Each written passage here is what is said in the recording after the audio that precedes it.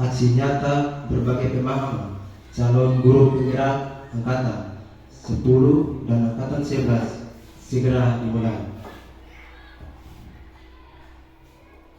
Yang saya hormati Bapak Kepala Sekolah PTD SMP Negeri Bandar. Yang saya hormati pula Bapak Ibu Guru PTD SMP Negeri Bandar yang saya cintai. Sebagai insan yang bertuhan, marilah kita patut naikkan ucapan syukur kepada Tuhan Yang Maha Kuasa, karena atas berkat dan rahmat-Nya kita dapat berkumpul di tempat ini guna melaksanakan kegiatan yang dimaksud. Yang pertama, acara pembukaan.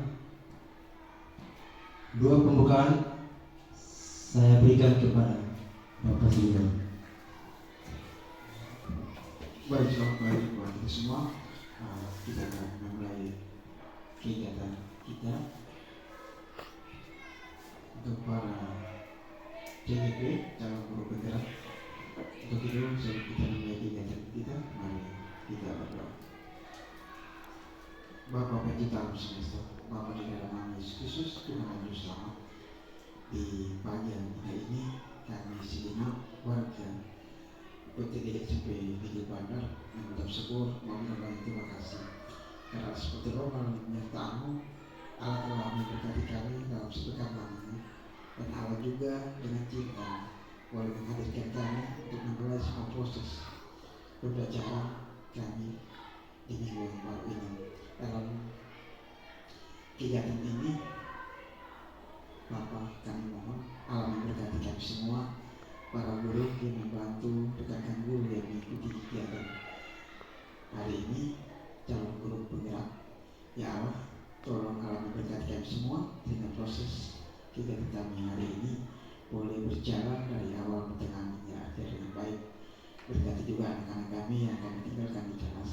Allah memberi roh yang tekun, setia, dan terang, sehingga mereka boleh ada di dalam ruang kelas mereka, boleh ada dalam sukacita Tuhan. Ya Allah, ini doa harapan kami, hanya di dalam nama-Mu kami berdoa dan mohon. Amin.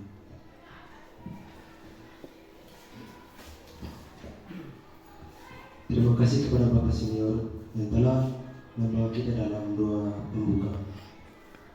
Kesempatan yang kedua, sambutan dari Kepala Bupati SMP Negeri Bandar. Untuk itu waktu dan akan saya berikan.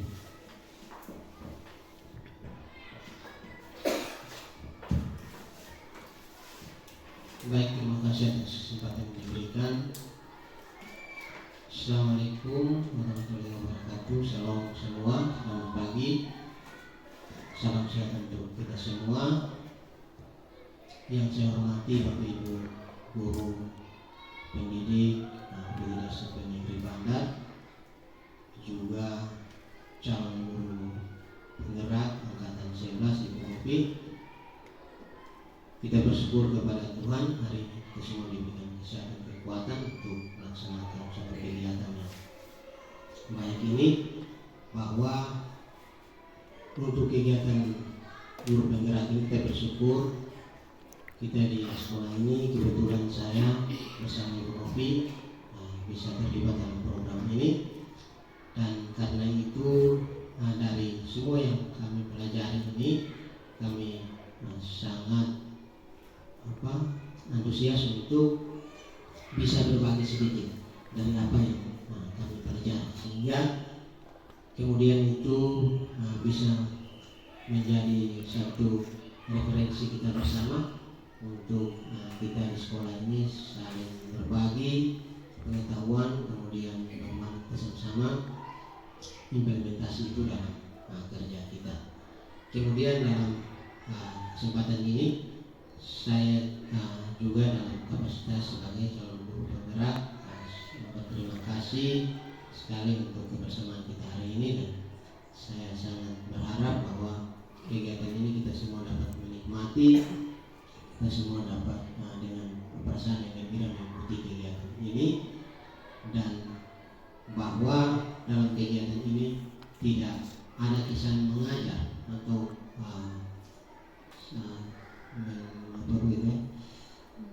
menggurui begitu. Tidak ada kesan seperti itu, tapi hanya semata-mata berbagi saja pengalaman. Dan kami juga percaya bahwa Bapak Ibu semua punya banyak referensi yang hari ini kita akan pelajari bersama.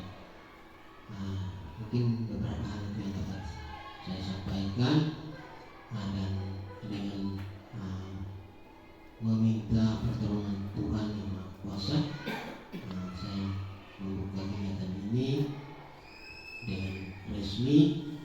Sekian dan terima kasih. Shalom. Kesempatan yang berikut saya berikan kepada materi calon guru penggerak angkatan 11. Kesempatan saya berikan. Ya, selamat siang Bapak-Bapak semua. Selamat siang. Salam. Ya, terima kasih atas waktu dan kesempatan serta kehadiran dari Bapak-Bapak semua yang sudah mau mengikuti kegiatan kami pada siang hari ini. Jadi pada hari ini saya hanya ingin berbagi aksi nyata, yaitu berbagi pemahaman di modul 1.4. Kalau tadi Bapak Kepala sudah di modul 3.2, saya baru di 1.4. Jadi masih jauh perjalanannya saya. Jadi pada hari ini saya akan membagikan pemahaman saya tentang budaya positif. Ya, ini nama saya merupakan CDP angkatan 11. Nah, saya dibimbing oleh fasilitator saya, Ibu Nurani Usman. Beliau merupakan salah satu kepala sekolah di salah satu SMA di Gorontalo. Kemudian pengajar praktik saya atau pendamping saya adalah Bapak Fidelis Nahak. Beliau adalah wakil kepala sekolah di SMP Puntari di Pantar Barat. Ya, tadi materinya sudah padat ya Bapak Ibu. Dari Bapak Kepala materinya cukup padat. Jadi saya di sini ada satu permainan sederhana, yaitu coba Bapak Ibu saling berhadapan untuk memberikan senyuman kepada orang di samping kita selama 30 detik saja. Saling berhadapan, ya Bapak Kepala mungkin dengan Bapak Wakil saling berhadapan untuk memberikan senyuman terbaik. Senyum ya Bapak, bukan ketawa. 30 detik saja, 30 detik. Oke. Ini saya belum mulai tapi semua sudah senyum sepertinya. Ya kita coba. Saya akan hitung waktunya selama 30 detik berhadapan dan saling memberikan senyuman. Ya, kita mulai. 1, senyum ya Bapak. Jangan 1, 2, 3. Senyum Bapak, bukan ketawa. Oke, cukup ya Bapak Ibu. Ya, terima kasih Bapak Ibu. Bapak-bapak, terima kasih atas perhatiannya. Ya, setidaknya otak kita sudah mulai segar kembali. Sebelum kita memulai kegiatan kita, di sini ada kesepakatan forum. Oke, kesepakatan forum kita pada siang hari ini adalah disiplin waktu, saling menghargai dan semangat. Ya, kalau kita sudah menyepakati, kita harus semangat. Tidak boleh mukanya loyo-loyo, tidak boleh tidak disiplin atau saling menghargai. Nah, Bapak Ibu, ada salah satu tanggung jawab seorang guru adalah bagaimana menciptakan suatu lingkungan positif yang terdiri dari warga sekolah yang saling mendukung, saling belajar, saling bekerja sama, sehingga tercipta kebiasaan-kebiasaan baik. Dari kebiasaan-kebiasaan baik yang kita sudah lakukan akan tumbuh menjadi karakter-karakter baik warga sekolah, dan pada akhirnya karakter-karakter dari kebiasaan baik akan membentuk suatu budaya positif. Ya, seperti tadi harapannya dari Bapak Volkes bahwa pada modal sosial itu kita harus menerapkan budaya positif. Nah, budaya positif itu yang kita lakukan, terlebih seorang guru, itu akan dicontohi oleh murid-murid kita secara tidak langsung, karena anak-anak itu lebih banyak mereka melihat daripada mereka mendengar. Kalau kita sudah melakukan budaya-budaya positif dari kebiasaan-kebiasaan baik, maka lambat laun mereka pun akan mencontohinya. Nah, budaya positif. Jadi materi saya pada hari ini yang pertama adalah disiplin positif dan nilai kebajikan universal. Kemudian yang kedua adalah teori motivasi perilaku manusia. Ada hukuman dan penghargaan. Kemudian ada keyakinan sekolah atau keyakinan kelas. Kemudian ada kebutuhan dasar manusia.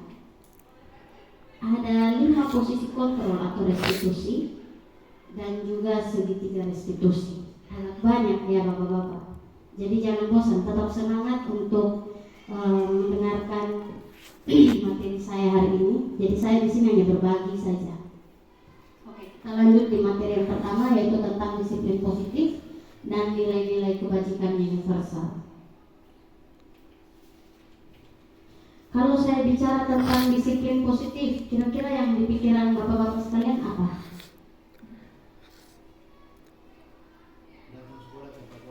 Datang sekolah tepat waktu. Masih ada? Masuk kelas tepat waktu. Masuk kelas tepat waktu. Menyelesaikan tugas tepat waktu. Menyelesaikan tugas tepat waktu. Dari Bapak berdua? Bapak bertiga? Ya. Tapi kebanyakan kalau kita dengar kata disiplin, berarti otak kita langsung ke peraturan. Secara tidak sadar, otak kita langsung menjurus ke peraturan. Padahal disiplin itu merupakan disiplin diri. Jadi kalau peraturan itu kan bukan dari dalam diri, tapi dari luar. Nah, kalau kita bicara tentang disiplin, disiplin sebenarnya merupakan disiplin diri yang dilakukan karena adanya motivasi internal, bukan eksternal. Jadi kalau kita mau melakukan hal-hal yang seperti tadi disebutkan, datang tepat waktu, masuk kelas tepat waktu, mengerjakan tugas tepat waktu, itu seharusnya dari dalam diri, bukan karena ada tekanan, hukuman, atau lain sebagainya dari luar diri. Ketika seseorang yang memiliki disiplin diri, berarti mereka bisa bertanggung jawab terhadap apa yang mereka lakukan, karena tindakan mereka didasari oleh nilai-nilai kebajikan universal.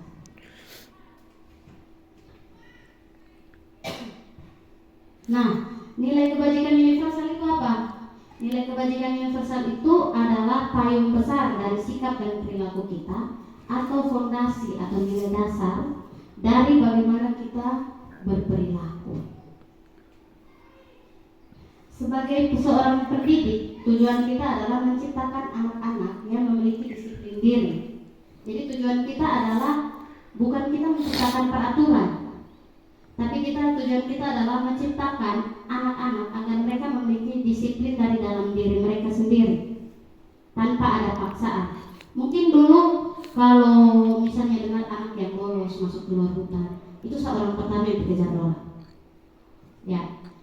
Tapi setelah saya mendapatkan materi ini, itu saya merasa bahwa apa yang saya lakukan itu secara tidak langsung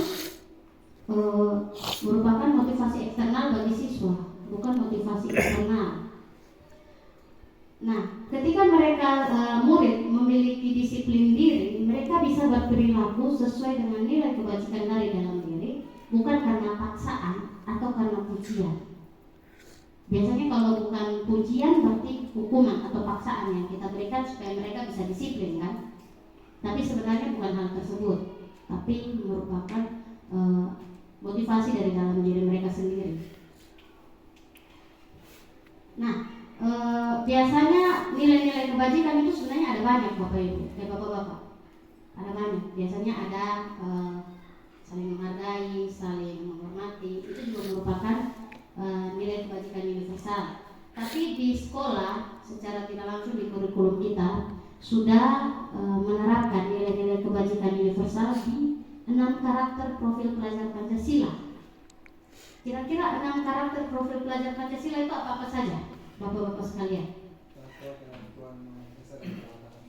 Iya. Iya. Iya. Iya. 100 untuk Bayan ya. Jadi memang benar bahwa 6 karakter profil pelajar Pancasila itu yang pertama ada beriman dan bertakwa kepada Tuhan Yang Maha Esa dan berakhlak mulia. Yang kedua itu mandiri, yang ketiga itu berkebinekaan global, yang keempat gotong royong, yang kelima bernalar kritis, dan yang terakhir itu kreatif. Nah, secara tidak sadar bahwa kurikulum itu sudah mau agar kita sekolah bisa menciptakan murid-murid yang memiliki dasar karakter profil pelajar Pancasila ini. Ya, saya rasa saya tidak perlu menjelaskan karena saya paham benar bahwa Bapak Ibu semua sudah memahami apa itu 6 karakter profil pelajar Pancasila. Ya, kita masuk di materi berikutnya, yaitu teori motivasi perilaku manusia, hukuman dan penghargaan. Motivasi perilaku manusia. Kira-kira menurut bapak-bapak sekalian, ketika seseorang berperilaku, apakah ada motif tertentu dari dalam diri ketika mereka berperilaku? Seperti saat kita mau datang tepat waktu, kira-kira motivasi kita apa? Ya, motivasinya adalah dia mau supaya hari itu waktu itu kan dia ada di situ supaya yang bahasa dan yang meraih guru. Artinya itu dari hal eksternal, tetapi secara internal tuh dia mau supaya dia mau supaya dia ada dalam posisi orang yang tidak melanggar aturan.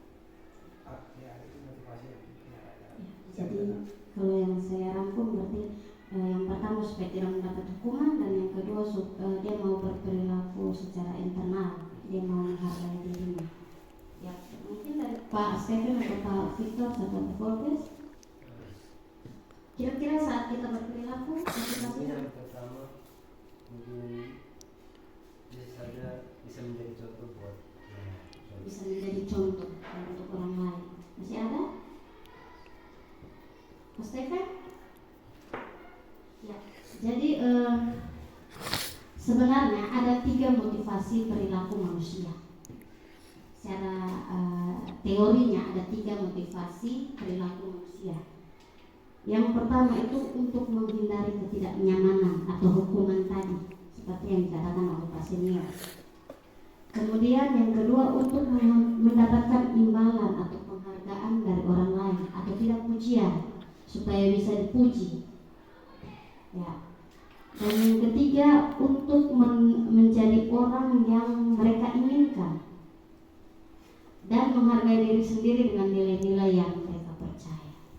Jadi kebanyakan anak-anak kita, mereka datang tepat waktu, itu kebanyakan. Saya tidak bilang semua, tapi kebanyakan adalah untuk menghindari ketidaknyamanan atau hukuman.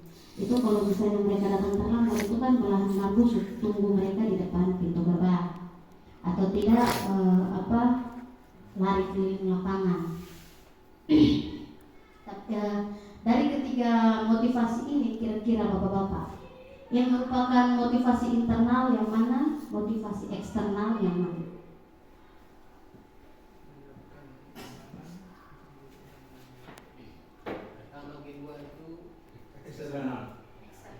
Pertama dan kedua itu eksternal, yang ketiga internal.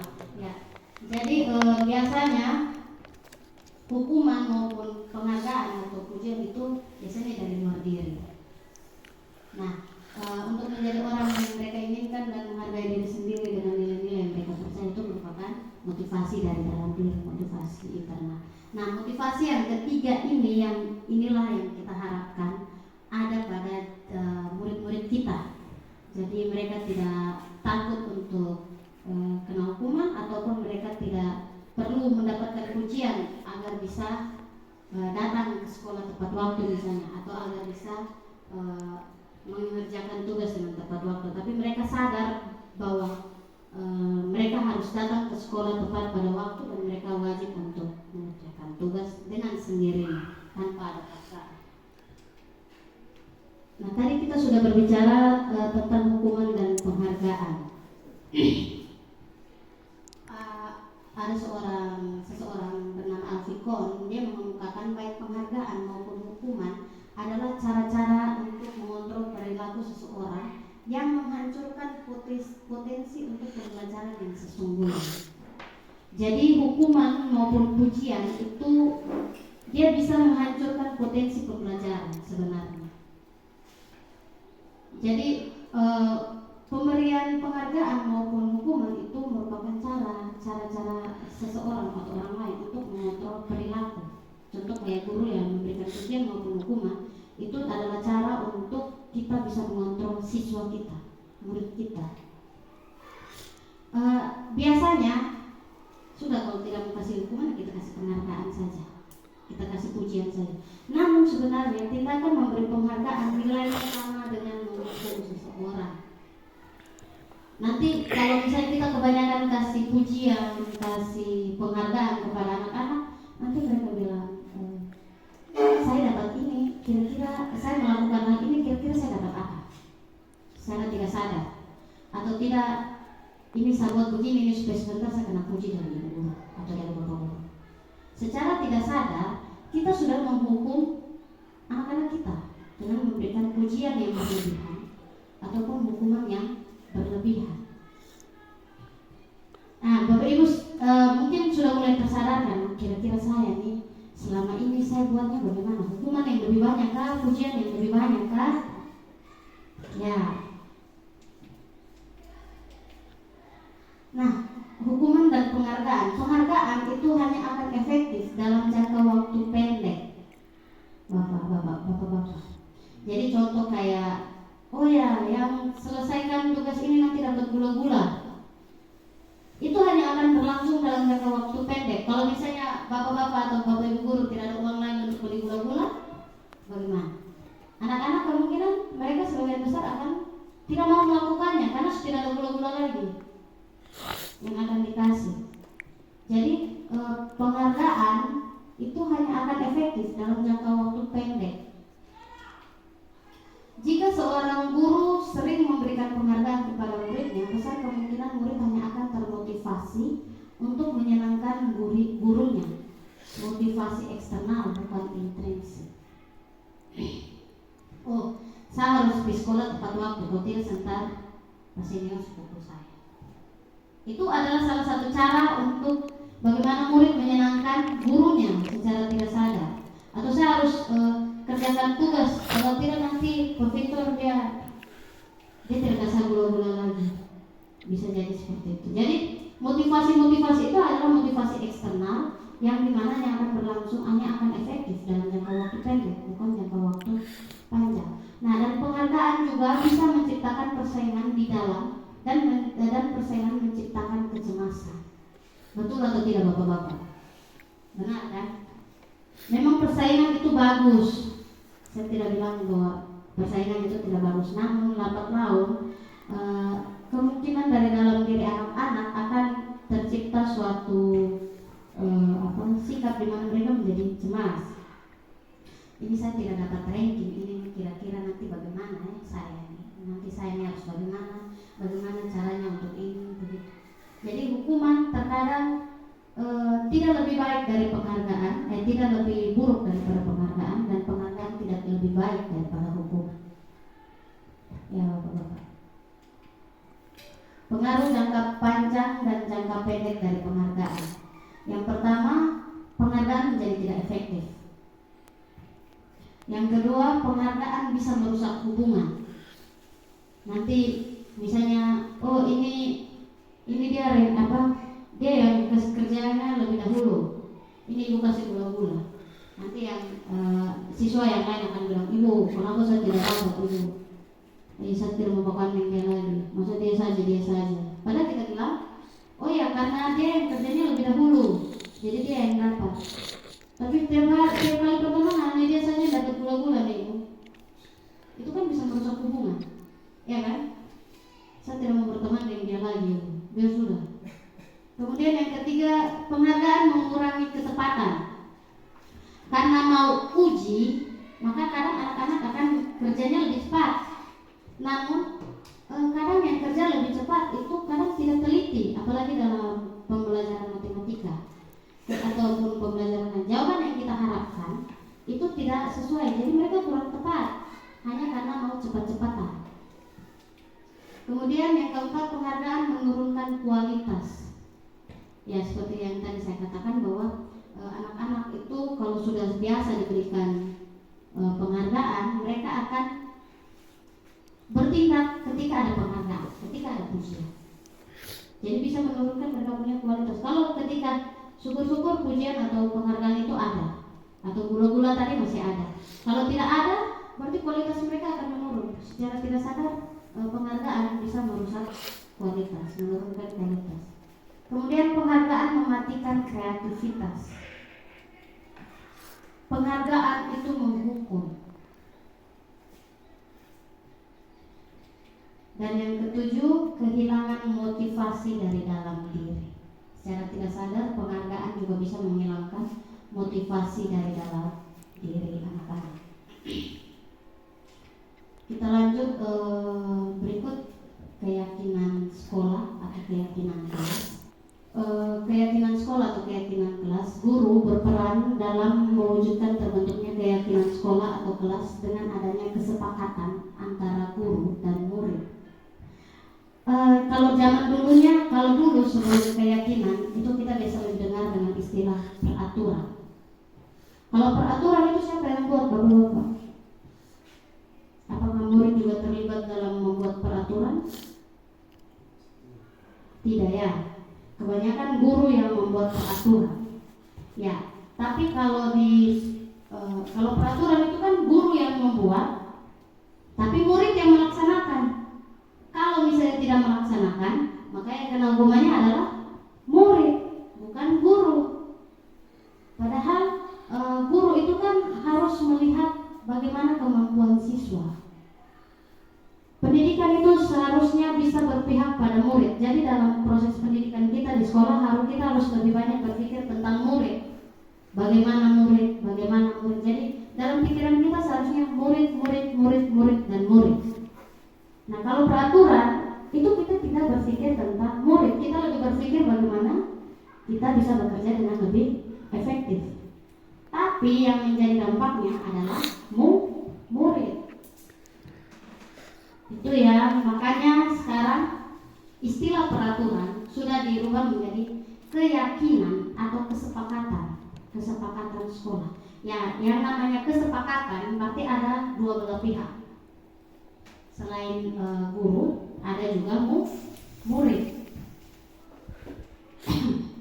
Nah, isi dari keyakinan atau kesepakatan itu sendiri adalah nilai-nilai kebajikan yang disepakati secara tersirat dan tersurat dan menggunakan kalimat positif. Kalau di peraturan itu kan biasanya dilarang membuang sampah sembarangan, jangan bolos, jangan apalagi masih ada bapak, jangan terlambat. Nah, tapi kalau di keyakinan itu kita menggunakan kalimat positif. Contoh, dilarang membuang sampah sembarangan.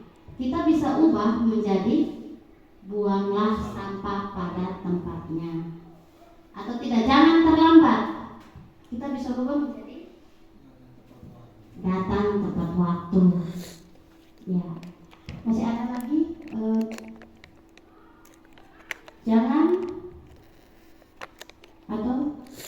Jangan lari lompat-lompat dalam kelas. Itu kita bisa rubah menjadi menjaga ketenangan di dalam kelas. Ya. Jadi kata negatif yang kata jangan itu jangan, tidak boleh, dilarang, itu kata-kata peraturan. Nah, kita membuat keyakinan. Keyakinan itu diyakini oleh siswa dan guru untuk mampu melakukan dan melaksanakannya dan menggunakan kalimat positif. Nah, ini contoh keyakinan kelas yang saya buat di kelas 9 untuk mata pelajaran saya. Bisa membuat kesepakatan kelas dengan murid-murid mereka di kelas dengan menggunakan kalimat-kalimat positif. Ya, ada ice breaking lagi bapak-bapak. Saya rasa mata semua begini, Jadi saya punya satu ice breaking. Ya, bapak-bapak, di sini saya punya video gerakan judulnya lagu Aram Samsa.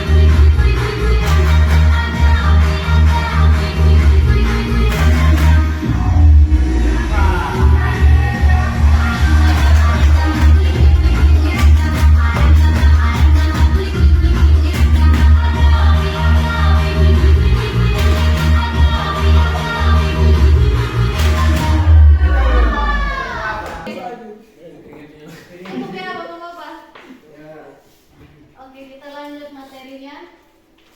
Nah, kita lanjut di materi berikutnya yaitu kebutuhan dasar manusia. Kebutuhan dasar manusia. Kira-kira bapak-bapak, kebutuhan dasar manusia itu ada berapa? Tiga. Sandang, pangan, Tiga. papan. Sandang, pangan, papan. Oke. Kebutuhan dasar manusia itu sebenarnya ada 5 bapak-bapak. Yang sandang, pangan, dan papan itu termasuk dalam kebutuhan bertahan hidup. Itu ada pakaian, rumah, dan makanan. Nah, kebutuhan secara kita tidak sadar bapak-bapak bahwa ada beberapa kebutuhan dasar dalam diri kita. Di sini ada kebutuhan kasih sayang dan rasa diterima. Siapa sih di sini yang tidak butuh rasa kasih sayang atau rasa untuk diterima? Semuanya butuh ya bapak-bapak. Bukan hanya bapak-bapak saja, anak-anak di kelas kita pun demikian. Mereka membutuhkan kasih sayang dan rasa untuk diterima dalam setiap interaksi kita dengan mereka. Kemudian ada kebutuhan penguasaan. Biasanya di kelas itu pasti saja ada di mana salah satu anak yang bisa mengontrol anak-anak lain. Ya kan? Betul kan? Biasanya kita kasih tugas mereka kalau bukan ketua kelas berarti keamanan. Karena kita yakini bahwa mereka bisa mengontrol teman-teman lain mereka. Nah, bukan hanya hal-hal untuk mengontrol saja, tapi biasanya seperti kesempatan kepada anak-anak di mana mereka bisa untuk menampilkan apa potensi mereka, itu pun termasuk pada kebutuhan akan penguasaan. Mereka bisa menguasai kelas, mereka bisa menguasai audiens. Itu adalah kebutuhan dasar penguasaan. Nah, setelah itu ada kebutuhan kesenangan. Ya, kesenangan di mana ya? Kita senang-senang, kita berinteraksi, bercanda tawa dengan mereka. Mereka juga butuh akan hal itu. Kemudian kebutuhan akan kebebasan, di mana mereka murid-murid bisa mengekspresikan segala potensi yang ada mereka jika kita memberikan mereka ruang untuk bebas. Terkadang kita di dalam kelas itu bapak-bapak, saya juga setelah mendapatkan materi ini saya merefleksikan diri saya bahwa kadang anak-anak itu tidak dikasih kesempatan untuk mereka bisa mengekspresikan. Akhirnya mereka seperti takut atau malu ketika kita menyuruh mereka. Itu karena kebutuhan akan kebebasan mereka tidak terpenuhi. Nah, bapak-bapak, ketika seseorang melakukan suatu perbuatan yang bertentangan dengan nilai kebajikan atau biasanya kita sebut melanggar peraturan, hal itu disebabkan karena mereka gagal memenuhi kebutuhan dasar mereka. Ya, biasanya seperti yang kita di rumah tangga saja, bapak-bapak.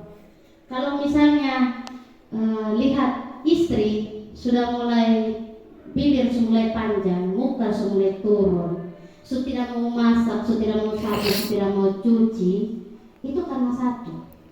Coba bapak-bapak kasih uang saya, atau tidak ajak dia jalan-jalan. Nah, itu pasti mereka pulang, mereka sudah punya energi baru. Itu mungkin kebutuhan akan kasih sayangnya kurang, atau mungkin kalau bapak-bapak sudah mulai sibuk, biasanya begitu. Atau tidak kita yang sudah punya anak, kalau kita sudah mulai sibuk dan misalnya kita naik kalabahi saja, turun anak-anak akan melekat pada kita saja. Mereka sudah tidak mau pikir yang gopung ini lagi, tapi mereka lebih banyak dekat dengan kita. Itu karena apa? Kebutuhan dasar mereka belum terpenuhi.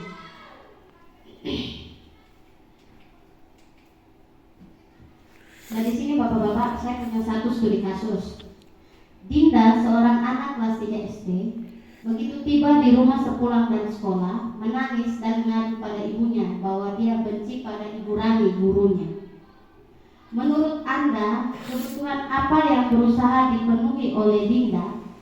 Jika jawabannya seperti ini, bila Anda berada dalam posisi Ibu Rani dan mendengar informasi dari ibunya Dinda tentang perasaan Dinda hari itu, apa yang akan Anda lakukan pada Dinda besok ketika Dinda masuk sekolah agar kebutuhan Dinda terpenuhi? Contoh misalnya Dinda mengadu pada ibunya bilang, Ibu guru bilang aku tidak boleh bersenandung sewaktu mengerjakan tugas. Katanya kelas harus tenang, tidak ada suara. Kan gak seru jadinya. Kira-kira kebutuhan apa yang belum terpenuhi oleh Dinda? Dari 5 kebutuhan dasar tadi. Kebebasan ekspresi. Kebebasan berekspresi, kesenangan, kebebasan, kebebasan, Hah? Kesenangan, Bapak? Kebebasan, ya kita lihat. Kesenangan, Bapak-bapak. Kan gak seru jadinya. Berarti dia maunya senang-senang. Kira-kira kalau misalnya Bapak-bapak menjadi Ibu Rani, tindakan apa yang Bapak-bapak lakukan supaya kebutuhan Dinda ini bisa terpenuhi? Saya coba dari Pak Victor. Kira-kira kalau ibunya Dinda datang mengadu bilang, ini Dinda ada bilang guru bilang begini, tindakan apa sih yang mau Pak Victor buat supaya kebutuhannya bisa terpenuhi? Setelah mengerjakan tugas, murid-murid diberi kesempatan untuk bernyanyi. Pak Stephen?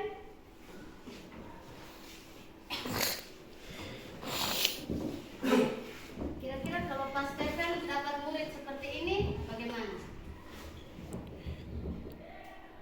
Memberi dia sedikit arahan dan bergabung dengan teman untuk bernyanyi bersama-sama. Pak Senior maupun Pak Yan? Ya, ini mungkin metode pembelajarannya ini yang mungkin ya fokus kepada mereka punya tipe pembelajaran yang seperti yang mau senang-senang seperti mau ada menyanyi di kelas. Dan mungkin mulai metode pembelajarannya itu biasanya mungkin ke arah seperti itu. Terus untuk menjawabnya punya kebutuhan. Ya, kita mendesain metode atau model pembelajaran yang lebih benar. Kalau Pak Yan, mungkin menurut saya hampir dengan Pak Senior, tapi mungkin kalau ada penyuluhan dari orang tua, mungkin saya sebagai guru mungkin bisa memberi masukan. Memang ada saat untuk kita serius di kelas, ada juga saat kita mungkin ada ekspresi untuk anak-anak bisa bersenang-senang, tapi ada waktu untuk mereka memang harus fokus untuk belajar. Jadi anak harus tetap fokus untuk belajar dan juga ada waktu untuk mereka bergembira begitu. baik. Kalau dari Bapak Kepala? Ya, kalau menurut saya memang saya berkolaborasikan beberapa pendapat dari Pak Senior. Mungkin ada pembelajaran untuk diferensiasi mungkin bisa terapkan di situ. Kebutuhan, kemudian juga ya mungkin ada sesi tertentu untuk dia bisa kesempatan dia untuk dia bisa ice breaking sedikit lah teman-teman dia begitu.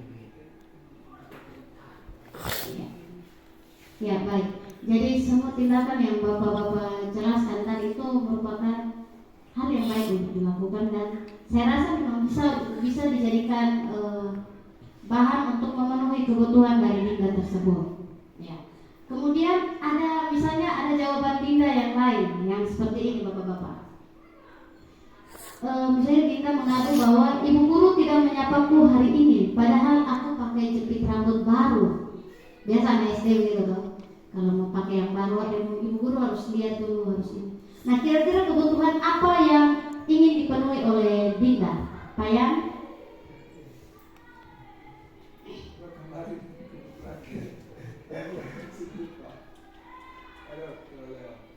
Ya.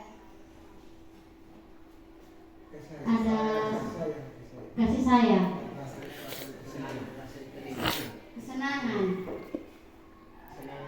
kesenangan, Bapak? Kasih sayang. Ya,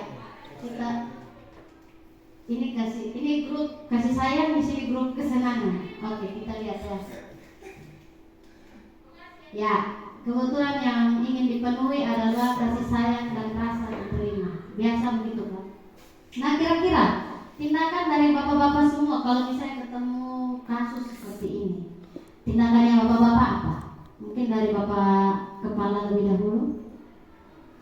Ya, kalau untuk semua anak-anak itu memang kita sebagai guru itu kita harus memperlakukan semua dengan sesuai dengan kebutuhan begitu. Jadi memang kita tahu bahwa ada anak-anak tertentu yang memang tipenya seperti itu. Kita sebagai guru kita tahu sih. Oh, ini kelompok ini dia punya tipe begini, tipe seperti ini. Atau yang namanya ada diagnostik gitu. Ya, anak-anak tipe begini kita perlakukan. Tapi pada akhirnya ya kita membangun komunikasi positif itu semua kita sapa. Sebagai guru kita sapa semua untuk. Tapi ada kebutuhan khusus seperti dia, itu juga kita berikan perlakuan khusus. Misalnya kamu punya cepit hari ini luar biasa, bagus, guru sangat senang sekali. Itu juga. Ya, baik, terima kasih jawaban yang luar biasa. Payan orang. Baik, terima kasih. Seperti yang sebelumnya saya sudah sampaikan, anak-anak itu maunya mereka untuk mereka dihargai, di apa begitu. Tapi mungkin di sini mereka rasa juga kadang mungkin ada yang berusaha, mungkin ada yang tidak. Seperti contoh itu, para aku pakai jepit rambut. Dari situ kembali kita sebagai guru-guru, sebagai pendiri kita harus bagaimana merangkul mereka dan membeda-bedakan mereka supaya mereka punya perasaan yang sama untuk kita semua. Jawaban yang sangat amazing. Ya, Pak Senior. Baik, terima kasih. Jadi saya lebih fokus kepada pencarian jati diri. Jadi setiap kita, setiap anak-anak itu namanya pencarian jati diri itu dia mau cari jati diri bahwa ini saya. Ini dia akan buat apa saja. Nanti salah satu kasusnya adalah dia mau menyanyi dan keras. Itu sebagai sebuah tindakan untuk mencari jati diri dia. Supaya dia tuh mau supaya orang lain tahu dan guru lain gurunya dia begitu. Dan dia yang dia juga butuh perhatian. Dia juga butuh perhatian, butuh semua orang di situ untuk ya merasakan bahwa dia juga ada di dalam bagian itu, sebuah kelompok. Jadi ya namanya apapun yang dibuat anak-anak itu adalah bagian mencari jati diri, baik itu melakukan hal yang positif maupun negatif, baik itu terlambat sekolah, ribut, nakal dan seterusnya. Dan ini juga salah satu yang sesuai dengan kasus kedua, ini adalah bagian dari mencari jati diri. Mungkin ini yang saya sampaikan. Terima kasih untuk Pak Senior atas jawaban yang sangat luar biasa. Kalau Pak Stephen, kalau saya ketemu siswa seperti ini, tindakannya apa? Terima kasih. Sama seperti dengan tiga bapak kepala dan Pak Senior. Dan anak-anak seperti ini kan barang di orang berlaku yang aneh. Saya bilang sedikit aneh juga lah. Itu yang saya. Ya, baik. Terima kasih untuk jawabannya Pak Stephen. Bapak Victor. Untuk kalau menurut saya sama seperti Pak Senior tadi, karena anak-anak usia kalau yang seperti ini jelaskan di kelas 3 SD itu masih dalam proses mencari jati diri. Jadi sifat-sifat untuk mau menunjukkan hal-hal yang lebih pada diri sendiri itu dia lebih mau supaya dia lebih diperhatikan dibanding teman-teman yang lain. Begitupun teman-teman yang lain. Jadi menurut saya kalau saya sebagai guru di situ saya harus memberikan motivasi kepada teman-teman yang lain untuk bisa sama seperti yang dilakukan oleh Dinda tadi, agar tidak ada diskriminasi antara siswa yang Dinda dan dia punya kawan-kawan. Jawaban yang luar biasa. Kalau Pak Volkes, ini kan bukan hanya untuk Bapak Guru saja saya rasa. Kalau tidak menyapa kan TU juga bisa kena ini. Iya kan? Tata usaha tidak sapa juga nanti pulang dia lapor. Dan Pak Volkes tidak sapa saya ini hari karena saya pakai baju baru. Ya, namanya anak-anak itu butuh ya, perhatian, baik perhatian dalam bentuk apapun lah. Karena mereka tuh kalau mereka mau sesuatu atau minta sesuatu itu pasti kita memperhatikan mereka, kita bisa melakukan apa yang mereka mau. memang bukan hanya anak-anak saja, kita yang sudah dewasa pun terkadang kita masih butuh kebutuhan dasar ini. Kita masih memiliki kebutuhan dasar ini. Bahkan terkadang kayak kita menegur baru ada yang tidak balas saja kita sudah ini saling kenapa dengan kita. Itu sebenarnya adalah salah satu kebutuhan dasar. Atau tidak misalnya saya jalan dan kemudian saya yang menegur Payan dan yang lain, tidak pun itu juga sudah menjadi gagal terpenuhinya kebutuhan dasar yang ada pada diri kita. Jadi kira-kira kasus seperti ini bukan hanya untuk kasus untuk anak SD saja, tapi kita yang sudah dewasa pun terkadang kita masih banyak terdapat kasus-kasus seperti ini. Ya, kemudian ada juga misalnya Dinda mengadu di ibunya bilang, aku bosan, masa belajarnya cuma gitu-gitu aja, dengerin ibu guru aja. Kira-kira kebutuhan apa yang ingin dipenuhi oleh Dinda, bapak-bapak sekalian? Kebebasan.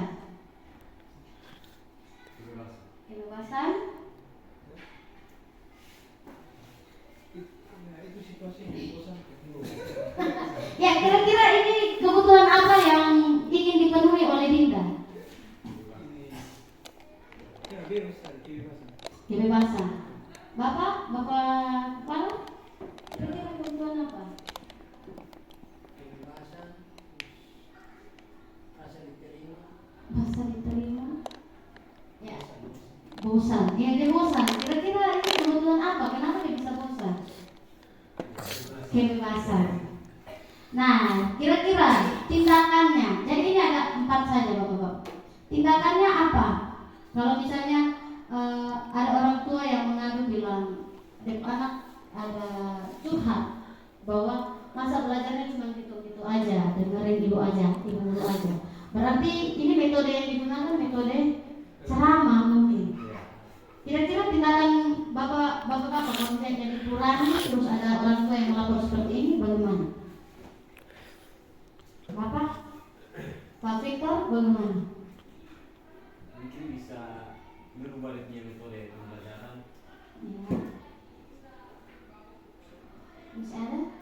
Pas, merubah metode pembelajaran. Kalau Pak Stefan? Merubah metode pembelajaran.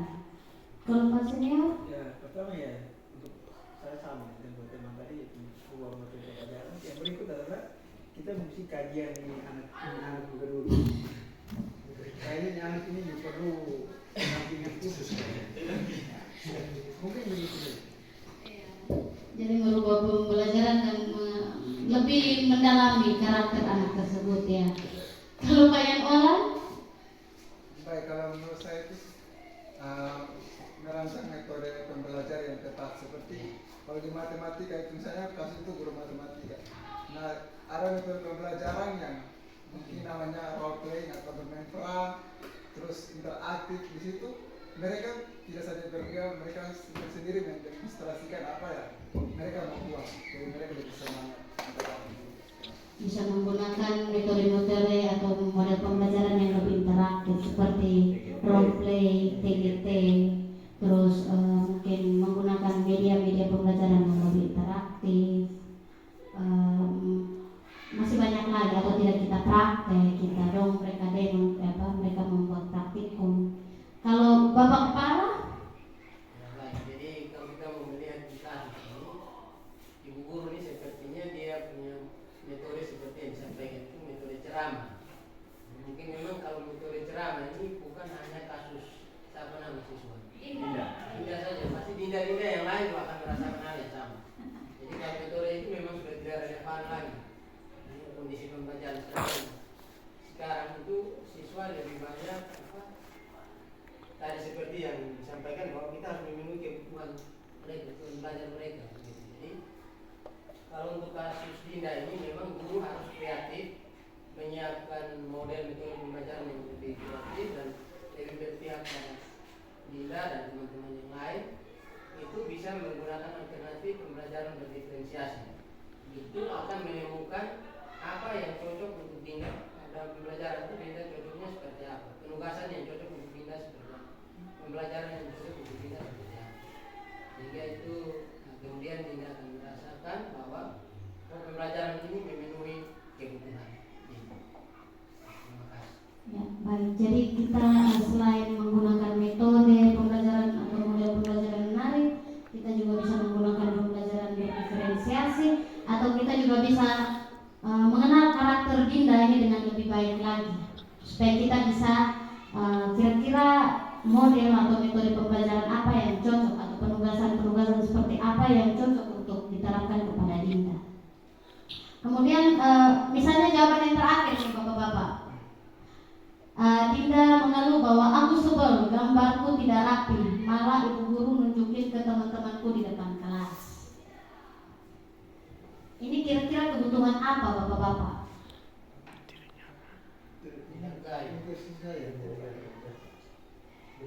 Kebutuhan apa? Diterima. Kita kunci jawabannya, ya, kebutuhan penguasaan. Karena ya kalau misalnya gambarnya tidak rapi terus ditunjukkan, itu nanti pasti akan ada yang namanya bully. Dia malu, ya. Sudah gambarnya tidak rapi, dikasih tunjuk depan kelas, kalau teman-temannya sungguh-sungguh tidak bully ya Bapak-Bapak. Mudah-mudahan di sekolah kita tidak ada bully atau kekerasan. Sungguh-sungguh tidak dibully. Kalau dibully berarti dia malu. Kira-kira kalau menurut Bapak-Bapak sekalian, tindakan seperti apa yang akan Bapak-Bapak lakukan kalau misalnya Bapak-Bapak ini sudah terlanjur menampilkan gambarnya Dinda yang tidak rapi tersebut? Saya bisa minta jawaban dari Bapak senior dulu. Kalau misalnya Pak senior sudah terlanjur menampilkan gambarnya Dinda tuh yang tidak rapi di depan kelas, terus pulang Dinda bilang aku sebel gambarku tidak rapi, malah ibu guru menunjukin ke teman-temanku di depan kelas. Tindakan Pak senior kalau misalnya jadi ibu Rani yang orang tuanya datang mengadu seperti itu, tindakan setelah itu apa? Mungkin ya pertama itu adalah siswa. Mungkin guru telah melakukan hal yang salah atau mengecewakan siswa yang ada. Dan mungkin tindak lanjut adalah kita lebih selektif untuk membuat sebuah keputusan, sehingga keputusan dalam hal ini tentang sebuah pembelajaran, sehingga itu tidak punya masalah yang sama seperti yang kita alami. Saya rasa mungkin keputusan seperti itu. Jadi kita sebagai guru harus lebih selektif lagi dalam memilih tindakan yang tepat untuk dilakukan. Kalau Pak Victor? Kalau menurut saya tidak terlalu jadi permasalahan, karena dalam menunjukkan gambar yang buruk tadi kita bisa memberikan motivasi kepada siswa yang tadi untuk bisa membuat dia punya gambar itu menjadi lebih bagus lagi, bisa memotivasi dia agar bisa lebih kreatif lagi. Iya, jadi bisa dijadikan motivasi. Ya. Kalau Pak Yan Ola? Kalau menurut saya sebenarnya tidak seperti itu dilakukan oleh guru, karena itu membuat mental atau semangat perasaan anak-anak itu mungkin berkurang. Jadi mungkin anak-anak yang berpikir kayaknya besok sudah mau sekolah lagi atau langsung semangat lagi. Karena saya punya karya karena Pak Guru tampilkan depan terus semua orang lihat kalau ini tidak baik, nanti saya Jadi kita harus memilih lagi tindakan yang baik. Kalau Bapak Kepala? Kita mau lihat dari ini kalimat ini. Sebenarnya yang bermasalah ini Rani. Jadi kan ibu guru menyampaikan menunjukkan ke teman-teman tuh. Jadi hanya Rani saja merasa bahwa gambar dia punya gambar itu jelek. Tidak. Rani guru. Tidak saja merasa gambar itu jelek. Artinya ya ibu guru mengapresiasi gambar daripada Dinda. Bahwa gambar Dinda ini sudah bagus. Nanti motivasinya itu kemudian bisa dalam bentuk apa untuk dia bisa mungkin ada kesalahan-kesalahan ini dia bisa perbaiki. Karena di sini ibu guru hanya menunjukkan gambar tetapi tidak ini Tidak saja yang merasa bahwa dia penggambar jelek. Kalau ibu guru bisa mengapresiasi sedikit dari penggambar, sebenarnya dia dirasa Ya. Ini belum kejelasan. Kalau misalnya podcast misalnya, kalau misalnya jadi guru terus orang tua datang mengadu seperti ini, kira-kira tindakan podcast itu apa?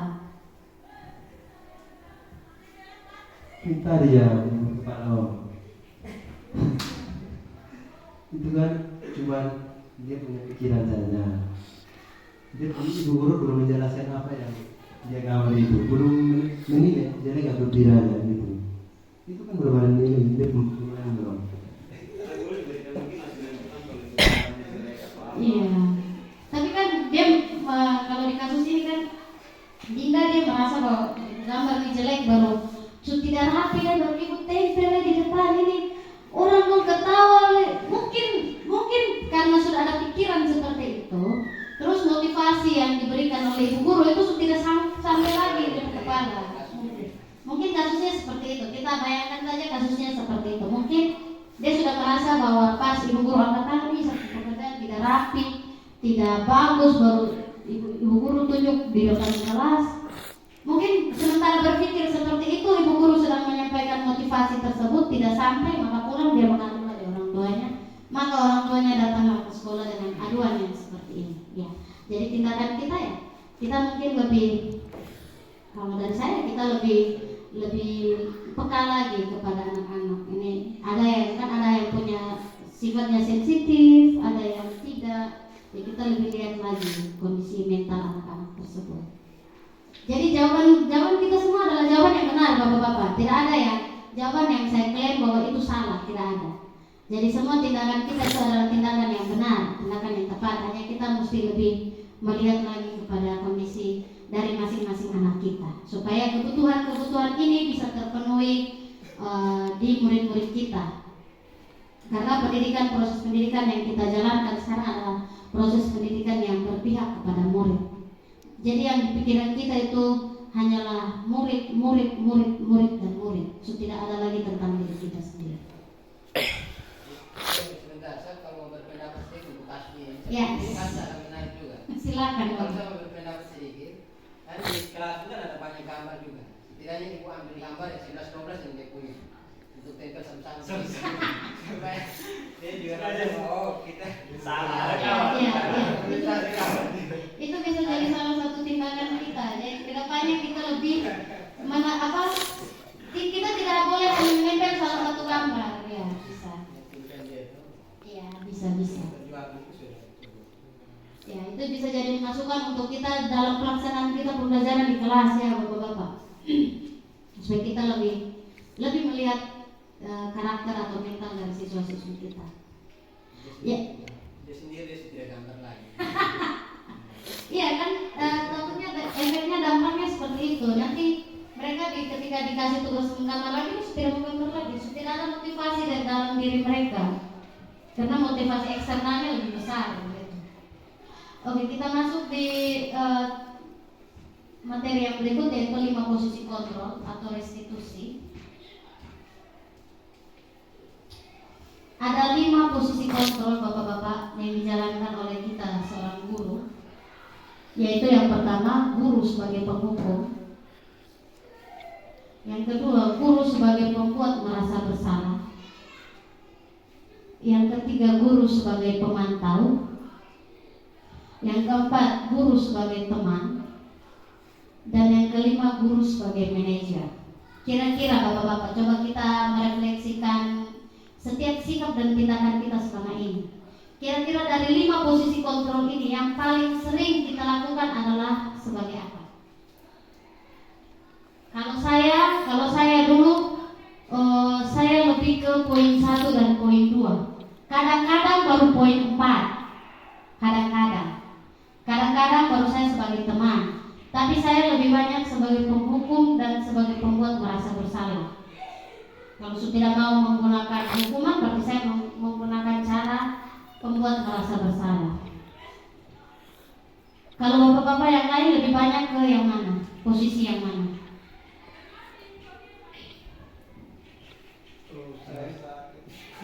Silakan. Yang itu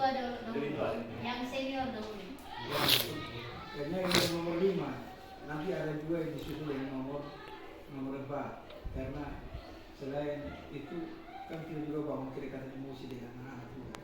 Jadi nomor 5 yang pertama, kedua keempat. Maksudnya ini yang sering kita lakukan. Ya, tambah dengan Nomor 1. tambah satu lagi, satu bagian. Ya, dia nomor 5 habis, pergi 1, ada tuh nomor 4 lagi. Karena setelah memilih hukum otomatis kita telah membangun sekato. Jadi untuk bagaimana bangun relasi yang baik dari anak adalah membangun terus sebagai teman. Oke. Kalau Pak Yan? Baik, untuk saya poin 1 dan 4, tapi ini secara pribadi saya berdasarkan di 4. 4, ya. Ya. Kalau Pak Victor?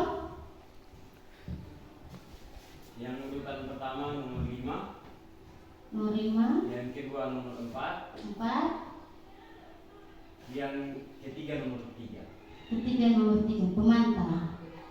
Ya, kalau Pak Volkes, kadang-kadang biasa mainkan posisi kontrol yang mana? Pemantau. Tidak pengeksekusi. Tidak. Kalau Bapak Kepala? Ini saya sedikit bercerita dulu. Ya. Jadi ini memang ini 5 posisi kontrol ini ya kita semua menghadapi ini. Jadi saya ini pengalaman baru menjadi guru itu memang yang namanya penghukum dan pembuat merasa bersalah itu saya total. Itu memang waktu awal itu ya ini Pak Polres juga ada, Pak Victor juga ada, itu keras kita polanya agak sedikit keras. Dan berjalan waktu dengan banyak ya sedikit pengalaman kita sudah mulai berubah sampai dengan saat ini kita sudah bisa mengikuti CGP dan berbagai praktik baik yang sudah ada mulai itu menggunakan posisi manajer dalam kapasitas juga tanggung jawab sebagai ini kepala sekolah juga posisi manajer tetap harus saya mainkan, tapi juga harus ini beririsan dengan semua ini. Dia harus beririsan juga karena pola-pola kita anak-anak kita ini kita harus sedikit ya kita mau bilang istilah layang-layang kita tidak bisa lepas terlalu, kita tidak bisa tarik terlalu juga, jadi ada kolaborasi. Tapi sebaiknya kita menggunakan posisi teman dan juga posisi manajer. Terima kasih. Ya, baik Bapak-bapak. Jadi yang saya mau sampaikan di sini bahwa sebenarnya ciri-ciri mungkin kita kadang masih agak sedikit ambigu dengan posisi kontrol kita. Jadi saya sudah buatkan tabel kira-kira tindakan-tindakan seperti apa yang secara tidak sadar sudah menggambarkan posisi diri kita. Nah, misalnya di perilaku penghukum, guru bisa berbuat sebagai misalnya guru berbuat misalnya dalam posisi sebagai penghukum, guru akan bisa membuat menghardik, menunjuk-nunjuk, menyakiti, bahkan menyindir. Nah, kalau kita sudah melakukan hal-hal seperti ini Bapak-bapak, maka secara tidak sadar kita sudah menjalankan posisi kontrol sebagai penghukum, guru sebagai penghukum. Meskipun biasanya kita pikir bahwa penghukum itu hanya berkaitan dengan fisik, tidak Bapak-bapak. Kita penghukum itu dia selain fisik, dia juga mental. Seperti menyindir ataupun menunjuk saja itu pun sudah menyakiti perasaan atau melukai anak-anak kita. Jangan anak-anak kita saja yang kalau ditunjuk itu pasti hati kita sudah tersakiti. Nah, itu posisi kontrol penghukum. Nah, kalau pembuat merasa bersalah itu biasanya berceramah atau menunjukkan kecemasan yang mendalam. Bisa juga dia melakukan kayak menggali luka-luka lama. Ya, itu kita berada dalam posisi pembuat merasa bersalah. Lalu kalau misalnya kita sebagai teman, kita biasa guru akan membuat alasan-alasan untuk murid-muridnya. Seperti kayak kita mau menutupi kesalahan muridnya, membuat alasan. Kemudian kalau kita di posisi sebagai pemantau, kita hanya menghitung dan mengukur. Kira-kira ini anak punya kesalahan, ini sudah parah atau belum. Kita ukur, kita hitung. Oh, kalau sudah parah ini berarti saya harus turun tangan. Kalau belum parah ya sudah, dibiarkan saja dulu. Itu posisi kita sebagai pemantau. Nah, kalau misalnya posisi sebagai manajer, biasanya kita akan melakukan pertanyaan-pertanyaan yang membangun. Nah, biasanya anak akan menunjukkan identitas gagal jika kita melakukan perilaku kontrol yang negatif seperti penghukum atau berbuat merasa bersalah. Sedangkan jika anak sukses, identitasnya sukses, jika kita sudah melakukan perilaku kontrolnya positif, yaitu peran pemantau, tapi akan lebih bagusnya jika kita anak itu sudah berada dalam kontrol dirinya sendiri, jika kita berada pada posisi kontrol manajer. Nah, biasanya bapak-bapak, seorang penghukum itu dia akan berkata, kalau kamu tidak melakukannya, saya akan titik. Biasanya begitu kan? Kamu buat ini sudah, kalau kamu tidak buat, berarti nanti saya begini. Nanti saya titik panjang. Nah, kalau misalnya pembuat merasa bersalah, biasanya kita akan berkata, kamu sudah mengecewakan bapak atau ibu. Itu juga salah satu kata-kata di mana kita sudah membuat anak merasa bersalah. Kemudian kalau misalnya perilaku guru berkata, lakukan demi bapak ibu, atau ya sudah nanti bapak ibu bantu bereskan. Nah, ini pada posisi kontrol teman. Tapi kira-kira bapak ibu, ini kita ketika anak melakukan kesalahan, mereka melakukannya demi siapa untuk memperbaiki? Demi dirinya sendiri kan, bukan demi bapak ibu. Atau sudah melakukan kesalahan tapi bapak ibu yang bantu bereskan, itu juga kadang kurang bagus. Kalau posisi pemantau, biasanya mereka akan mengatakan bahwa apa peraturannya, apa konsekuensinya, apa yang telah kamu lakukan, apa yang terjadi sekarang. Biasanya pada posisi pemantau kita akan lebih banyak berkata seperti ini. Tapi kalau misalnya kita dalam posisi manajer, kita akan berkata apa yang kita yakini. Apakah kamu meyakini hal tersebut? Kalau kamu meyakininya, maukah kamu memperbaikinya? Kalau kamu memperbaikinya, jadi kira-kira hal tersebut akan menggambarkan apa tentang dirimu? Jadi kita ingin menciptakan motivasi intrinsik dari dalam diri siswa. Hasilnya, jika kita mengambil posisi sebagai penghukum, biasanya anak-anak akan memberontak, pendendam, dan menyalahkan orang lain. Mulai cari kawan, atau tidak, biasanya kalau kita suka kasih hukuman di sini, nanti lo akan palang jalan di depan, atau tepa bapak ibu guru atau lepas. Nah, ini bisa menghasilkan tindakan-tindakan negatif seperti ini. Kalau misalnya kita berada di posisi pembuat merasa bersalah, biasanya hasil yang kita dapatkan dari para murid adalah mereka akan menyembunyikan, menyangkal, dan berbohong. Kalau kita di posisi kontrol teman, hasil yang akan kita dapatkan adalah ketergantungan. Mereka akan sangat ketergantungan dengan bapak ibu guru.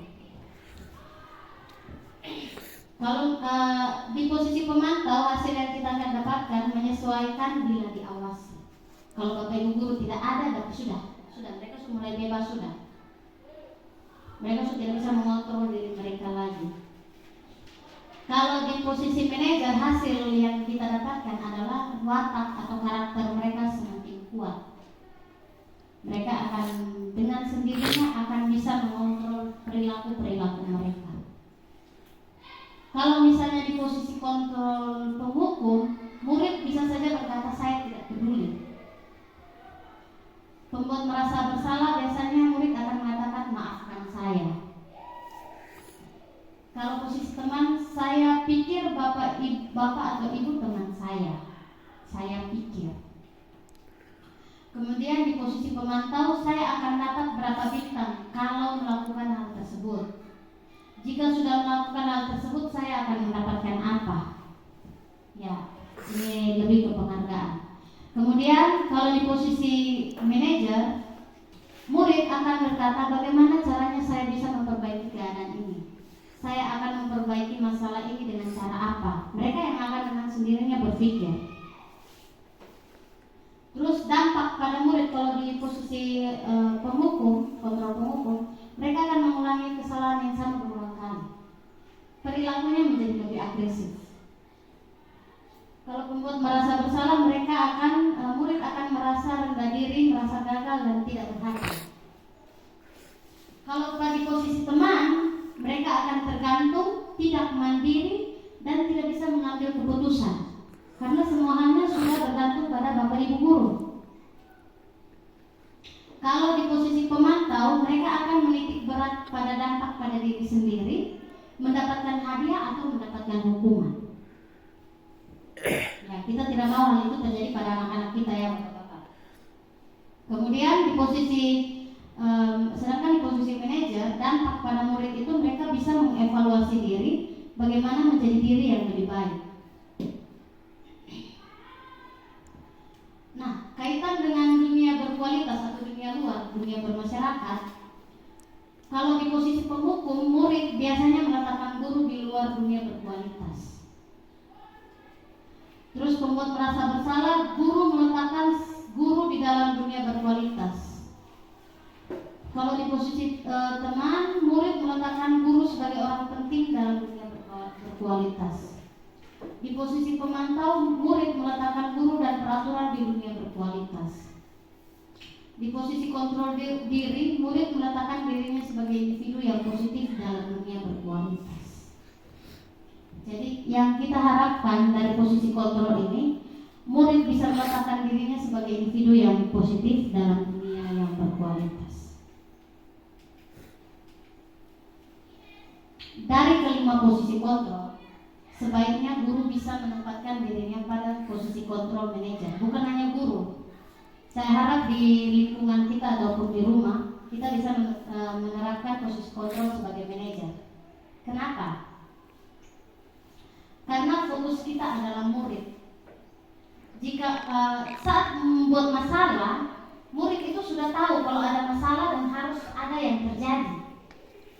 Ya, di mana-mana murid kalau sudah ada masalah, mereka sudah tahu bahwa ini pasti akan masalah. Jadi tindakannya kalau bukan mereka datang, palingan mereka kabur.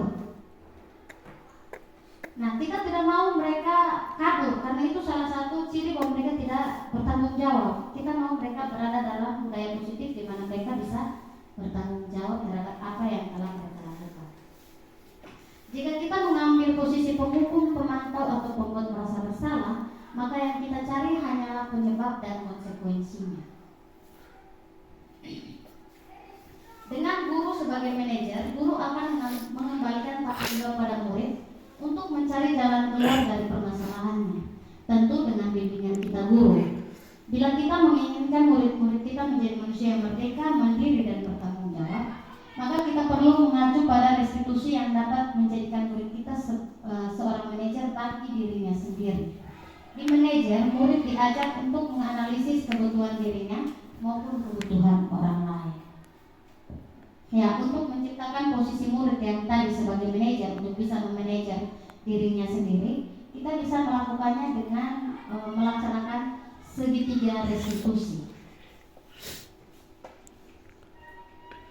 Segitiga restitusi itu adalah suatu proses dialog. Jadi kita guru berdialog dengan murid kita agar dapat menghasilkan murid yang mandiri dan bertanggung jawab. Tahapan dari segitiga restitusi itu ada 3. Yang pertama, kita menstabilkan identitas. Yang kedua, validasi tindakan yang salah. Dan yang ketiga, menanyakan keyakinan. Nah, kemarin saya juga sudah melaksanakan ketiga tahapan dari segitiga restitusi tersebut. Di tahap menstabilkan identitas, biasanya didasarkan pada prinsip membuat kesalahan adalah bagian dari proses pembelajaran. Tidak masalah kalau mereka membuat kesalahan, karena kesalahan itu membuat kita belajar. Kemudian di tahap menstabilkan identitas, di tahap ini kita berperan menggeser identitas murid dari identitas gagal ke identitas sukses. Pada tahap ini, jangan mengkritik murid yang sedang mengalami identitas gagal. Jadi identitas gagal itu mereka sudah membuat salah. Mereka tahu itu, murid paham bahwa mereka sudah membuat salah, berbuat hal yang salah. Jadi kita sebagai guru jangan mengkritik. Oh, lu ini buat salah, lu begini, lu begini. Padahal sebenarnya kalau misalnya mereka sudah datang, itu mereka sudah tahu bahwa ada yang salah. Jadi di tahap ini sebaiknya kita tidak boleh mengkritik murid yang sedang mengalami identitas gagal. Karena mereka tahu mereka berbuat salah, jadi mereka itu sudah paham benar bahwa mereka itu gagal. Nah, di tahap menstabilkan identitas, kita bisa melakukan dengan kita mengajukan pernyataan atau pertanyaan seperti membuat kesalahan adalah sesuatu yang wajar. Jadi kita tenangkan dulu identitas mereka, kita tenangkan dulu perasaan mereka, hati mereka, dengan mengatakan hal-hal yang membuat kesalahan itu sesuatu yang wajar. Manusia tidak ada yang sempurna. Kita bisa memperbaiki masalah ini. Saya tidak menanyakan kesalahannya, tapi fokusnya adalah memperbaiki masalah ini. Apakah saat ini kamu tengah menjadi orang yang baik untuk dirimu sendiri atau tidak? Jadi di tahap menstabilkan identitas, kita bisa mengajukan pertanyaan-pertanyaan seperti 5 pertanyaan contoh ini ataupun pertanyaan lainnya tanpa adanya kritikan pada murid kita.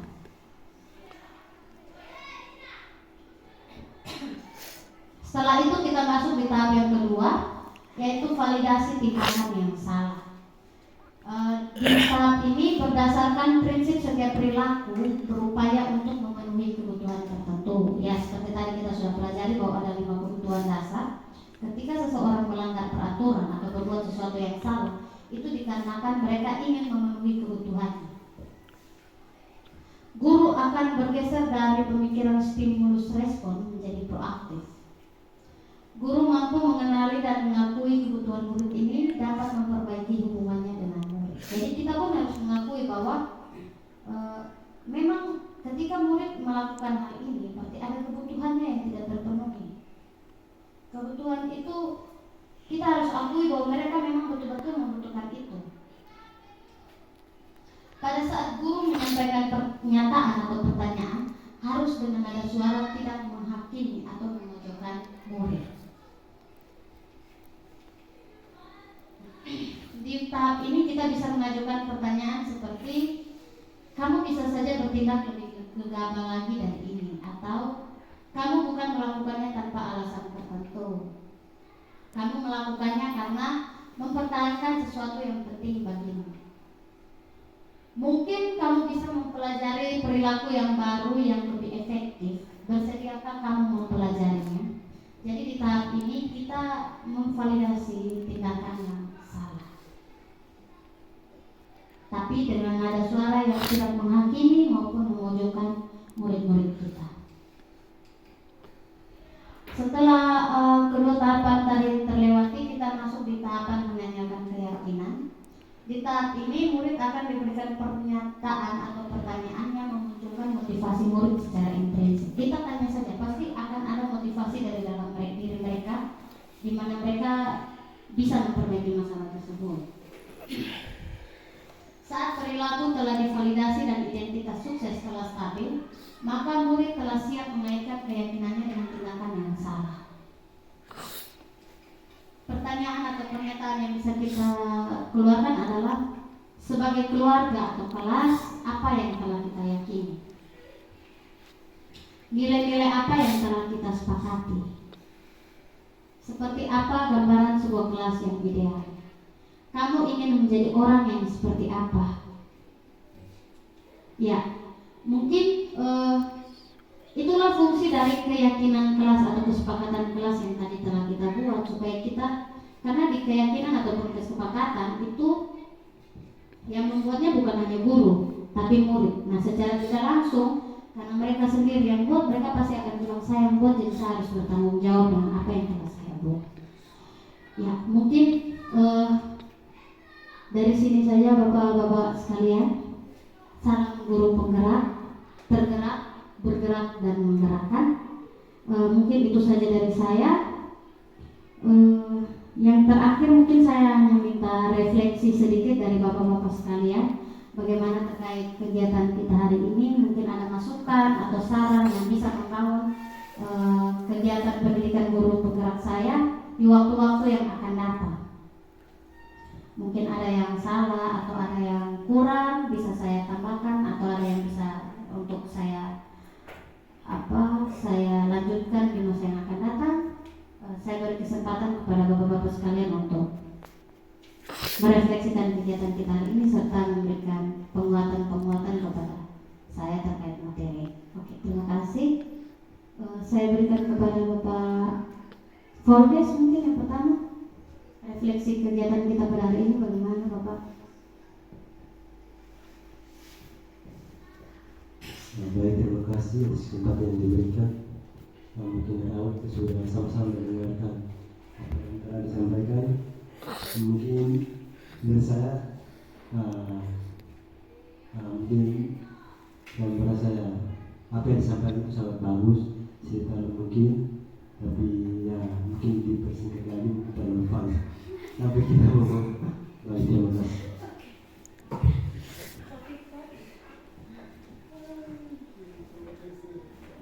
Baik, terima kasih Ibu. Mungkin dari materi yang sudah Ibu sampaikan tadi bisa jadi motivasi untuk kita guru-guru yang lain bisa mengaplikasikan apa yang sudah Ibu jelaskan kepada kami tadi. Beberapa mungkin yang harus menjadi manajer atau harus jadi teman, kami harus berpikir lagi untuk menempatkan diri yang baik untuk menghasilkan siswa-siswa yang baik. Baik, saya.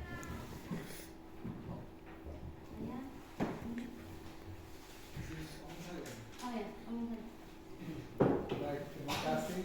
Kita berikan apresiasi tepuk tangan dulu untuk Ibu Novi selaku calon guru penggerak angkatan 11 yang sudah berbagi praktik baik terkait budaya positif, membuat keyakinan kelas atau keyakinan sekolah budaya biasa. Semua materi yang sudah disampaikan dari pertama terkait dengan Pancasila, terus ada yang terkait dengan kebutuhan asal manusia, terus tindakan-tindakan yang kita ambil dari berbagai empat hal, baik itu kesenangan, penguasaan, terus apalagi kebebasan, terus kasih sayang yang harus diterima, terus sampai pada segitiga restitusi. Itu merupakan suatu motivasi yang perlu kita kembangkan, kita laksanakan sehingga ke depan lebih baik lagi. Dan juga kami mengucapkan terima kasih kepada Ibu Novi selaku calon guru penggerak yang sudah berbagi praktik baik kepada kami. Kami berharap Ibu terus mengembangkan semua ide-ide baru, kreativitas yang ada pada Ibu, sehingga membuat kami sebagai guru termotivasi untuk lebih menjadi guru yang hebat, yang luar biasa, untuk bagaimana bisa mendidik anak generasi emas ke depan. Terima kasih.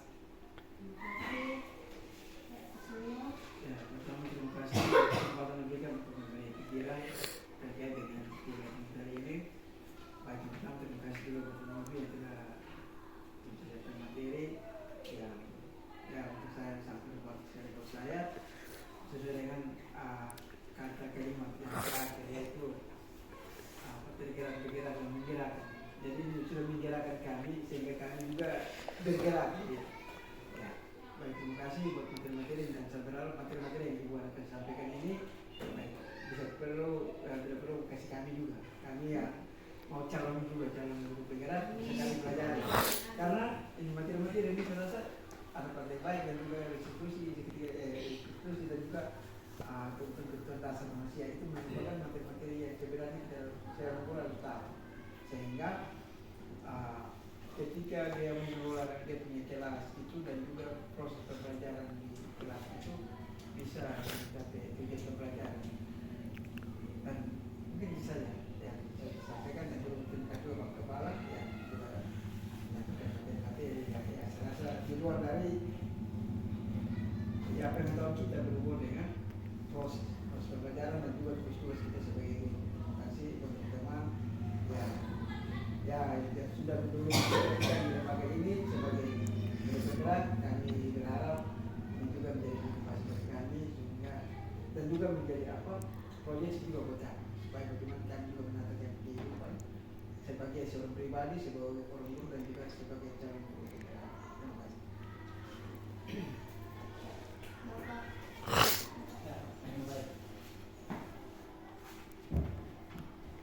Terima kasih Ibu Novi sebagai calon guru penggerak angkatan 11. Ini progresnya sangat bagus sekali. Kalau saya mau melihat ini sudah berbagi praktik balik untuk beberapa tahapan, dan di tahapan ini saya lihat materinya bagus dan bisa menjelaskan dengan baik, detail, kita semua memahami dengan bagus, dan tentunya kita punya harapan bahwa materi ini kemudian dia diaplikasikan dalam tugas dan tanggung jawab ibu di sekolah, juga semua kita yang berada ini, kita semua sebagai pemimpin pembelajaran kita harus bisa adaptasi dengan semua yang menjadi kebutuhan murid, untuk kemudian semua kebutuhan murid itu bisa kita penuhi dengan cara-cara kita yang kreatif, cara-cara kita yang kolaboratif, dan tentunya dapat bertanggung jawab. Terima kasih. Ya, baik, terima kasih Bapak-Bapak semua atas refleksinya. Mungkin terima kasih untuk Pak Volkes juga tadi atas, memang waktunya agak siang ya, jadi ini sudah jam-jam mengantuk. Nanti saya akan usahakan supaya kita berkolaborasi lebih pagi lah. Ya. Oke Bapak-Bapak, baik, kegiatan kita, kegiatan saya untuk berbagi pemahaman saya tentang budaya positif pembinaan sampai di sini. Terima kasih atas perhatian dan kerjasamanya yang baik. Mungkin itu saja. Salam. Assalamualaikum warahmatullahi wabarakatuh. Saya kembalikan kepada MC. Terima kasih kepada sebagai calon guru penggerak angkatan 11. Seperti yang berikut waktu duduk saya berikan kepada kalian. Bapak semua, sebelum kita mengakhiri pertemuan kita hari ini, mari kita satu hati dalam doa. Mari kita berdoa. Terima kasih ya Allah untuk waktu yang terindah hari ini. Kami telah bersama-sama dengan Bapak Ibu sebagai calon guru penggerak yang telah berbagi praktik baik untuk kami semua hari ini. Kami bersyukur atas semua yang telah diberikan bagi kami. Kami percaya Tuhan tidak lalu dalam kehidupan kami, tapi kami terus mengembangkan semuanya itu dalam setiap tugas dan tanggung jawab yang Tuhan percayakan bagi kami.